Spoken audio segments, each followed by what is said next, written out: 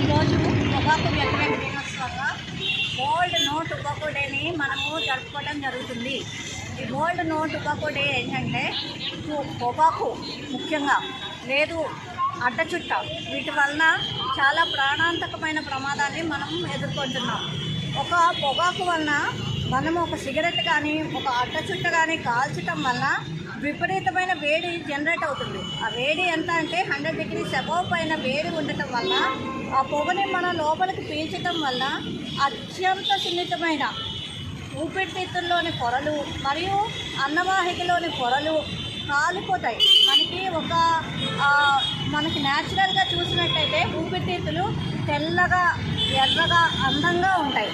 మరి ఒక పొగాకు తాగిన అతని ఊపిరితిత్తులు అయితే నల్లగా పొగతో కూడుకుపోయి ఆ గాలి యొక్క ఎక్స్చేంజ్ మనకి ఊపిరితిత్తుల వల్ల జరిగే పని ఏంటంటే మంచి ఆక్సిజన్ని మన శరీరంలోకి తీసుకొని చెడు కార్బన్ డైఆక్సైడ్ని బయటకు విడిచిపెట్టడం అనేది ఊపిరితిత్తుల యొక్క పని.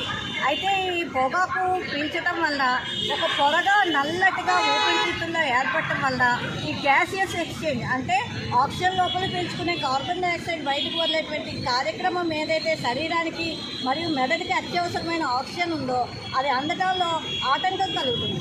అందువలన ఈ పొగాకు పీల్చడం వల్ల నికోటిన్ వల్ల వచ్చే ఆ పొర వలన మనకి ఊపిరితిత్తులకి డ్యామేజ్ జరగడం, దానివల్ల క్రానిక్ బ్రాంకైటిస్, సిఓపిడి, తర్వాత ఊపిరితిత్తులకు సంబంధించిన క్యాన్సరు మరియు అడ్డచుట్ట వలన ఖచ్చితంగా నోట్లో, అంగిట్లో, నాలుక మీద క్యాన్సర్లు రావడం చాలా ప్రమాదం ఎక్కువగా ఉంటుంది. అదేవిధంగా ఈ పొగాకు వలన ఊపిరితిత్తుల క్యాన్సర్ కూడా చాలా ఎక్కువగా ఉంటుంది.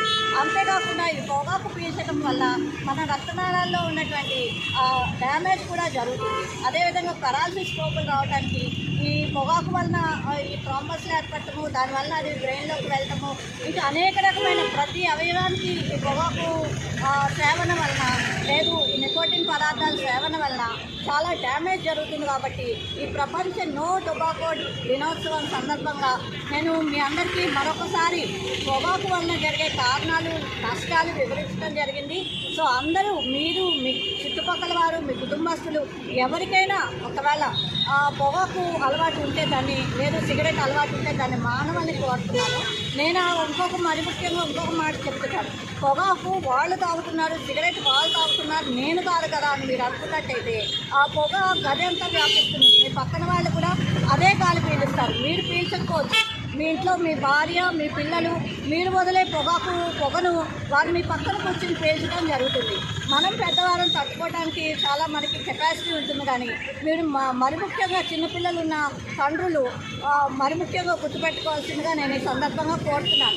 ఎందుకంటే వాళ్ళ ఊపిరితిత్తులు చాలా డెలికేట్.